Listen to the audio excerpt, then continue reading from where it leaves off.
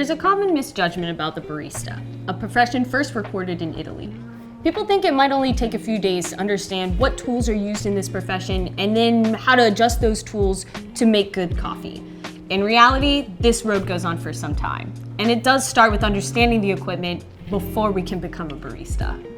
La Marzocco has an app to control some of the variables on the Micra. Let's get it downloaded. The first addition to an espresso setup is the grinder.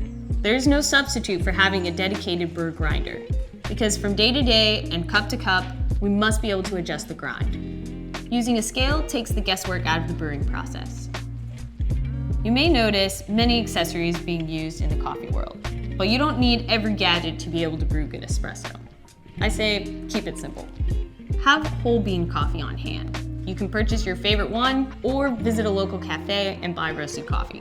If you're not happy with the outcome of your espresso, try changing up the coffee you're using. If you get a light roast, it could taste fruity and bright. Medium roasts will often be chocolatey, nutty, and dark roasts are full-bodied and have more of a rich, bold taste. Everyone loves a gorgeous bottomless espresso shot, but sometimes you might need to split your shot in two. The Micra's portafilter was made so you can easily transform it while it's still hot. The spouted part is made of a material chosen to help the machine heat up quickly. It's a prime contributor to it being able to be hot and ready to brew in only 5 minutes.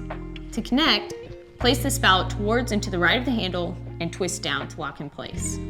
Don't worry about getting every accessory available. With a few handy gadgets, some knowledge, practice, you'll be set up to brew espresso like a pro.